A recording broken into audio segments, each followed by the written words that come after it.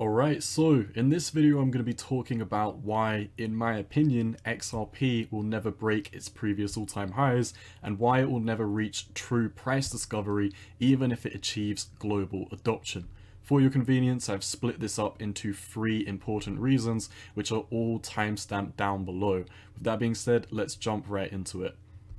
So, the main reason why XRP will never reach price discovery is very similar to why gold will never reach true price discovery, but before we get into that we need to lay some groundwork.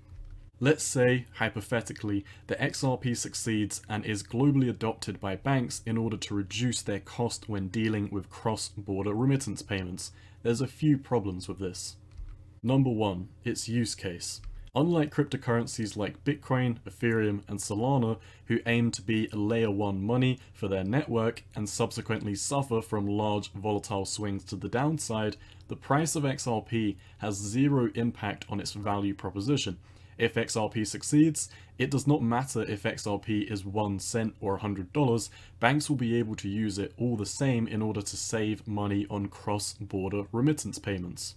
Number 2, manipulation from the banks. So, what would be the preferable outcome for banks if they do adopt XRP? Banks like to accumulate as cheap as possible. How do we know this? Because we know the price of gold is artificially suppressed. Banks believe more in the value proposition of gold than they do in their own fiat currencies. So, how do they buy cheap?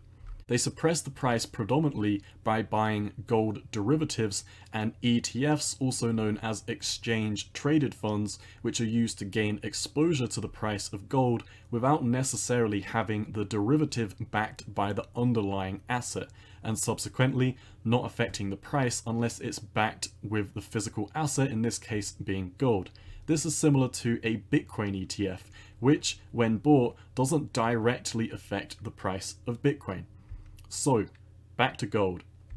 Banks use these methods on gold to accumulate as much of it as they can on their balance sheets.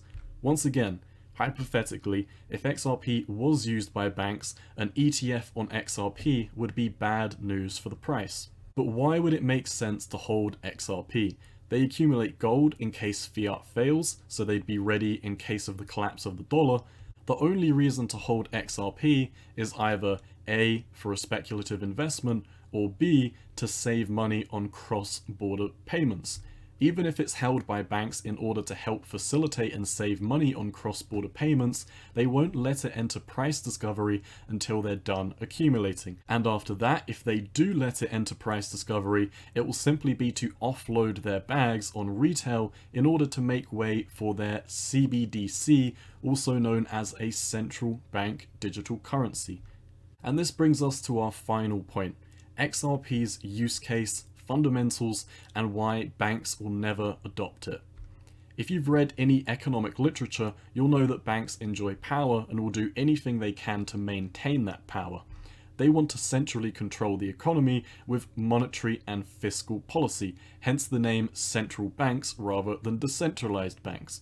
XRP is 100% centralized. If you've read the white paper and done your research, you'll already know that Ripple Labs can decline transactions, expire your coins, and centrally pick who participates in their ecosystem. We saw an example of this peak centralization recently when they centrally pick and choose who got the Songbird airdrop. Banks will absolutely not allow this type of control to be in someone else's hands. Banks would rather use their own CBDC, which has all of the use cases of XRP and more. Instead of paying a small fee on XRP's network, a CBDC is simply a number in a database. Let's say you have $1 in your bank and your family in India has $0 in their bank, and you want to send your family in India $1. Those are just zeros and ones in a database, and they can easily turn a 0 into a 1 or a 1 into a 0 with no transaction fee, rendering XRP completely useless. And that, my friends, is why XRP will never reach true price discovery if it is adopted, and this is also why XRP will never break its previous all-time high. Anyway, I hope you enjoyed this video. I know this is a sensitive topic for many people, but nonetheless, this is my honest opinion on XRP and Ripple Labs. If you enjoyed the content, make sure to smash that like button and subscribe. It's been your boy Cowboy Trades, and I'm out. Peace.